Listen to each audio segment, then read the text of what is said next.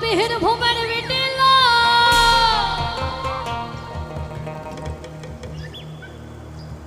বলে নাকি স্বাদ মিটিল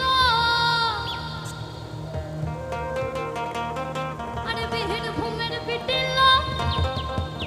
বলে নাকি স্বাদ মিটিল আরে না বেরে আমাকে ধর তোকে হো আমি পেনা পেনা